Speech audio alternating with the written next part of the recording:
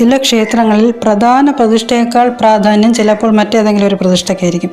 അതുപോലെയാണ് നമ്മുടെ ഈ അവിൽ ദോശയുടെ കാര്യവും.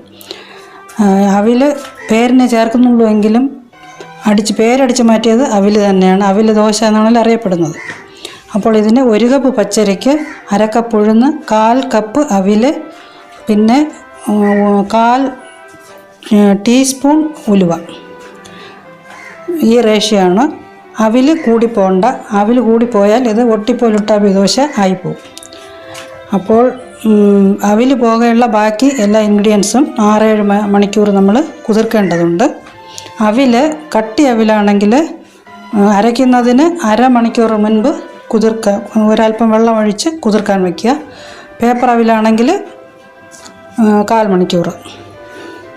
പിന്നെ ഇതിൽ ശ്രദ്ധിക്കേണ്ട ഒരു കാര്യം, അരയ്ക്കുമ്പോൾ വെള്ളം ഒരുപാട് അധികമായി പോകരുത്. നമ്മൾ ദോശയ്ക്കുള്ള അയവിൽ നിന്നും കുറച്ചുകൂടി ഒന്ന് കട്ടിയായിട്ട് വേണം എടുക്കാൻ.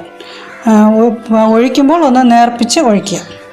ഇത് അരച്ച് ഉപ്പിട്ട് ഒരു ദിവസം രാത്രി മുഴുവൻ വെച്ചിരുന്നാൽ പിറ്റേ ദിവസം രാവിലെ പൊങ്ങി വരും. ഇത് ഒരു വശം മാത്രം വേവിച്ചെടുക്കണം, മൂടി വെച്ച് വേവിച്ചെടുക്കണം. ഇത് നമുക്ക് മൊരിച്ച് എടുക്കണമെങ്കിൽ അങ്ങനെ, മൊരിക്കാതെ ആണെങ്കിൽ അങ്ങനെ, ഏതാണ് ഇഷ്ടം അങ്ങനെ ചെയ്യാവുന്നതാണ്. പിന്നെ ഇത് ചൂടോട് കൂടിയിരിക്കുമ്പോൾ ഒന്ന് ചെറുതായിട്ട് ഒട്ടുന്ന ഒരു പ്രശ്നമുണ്ട്.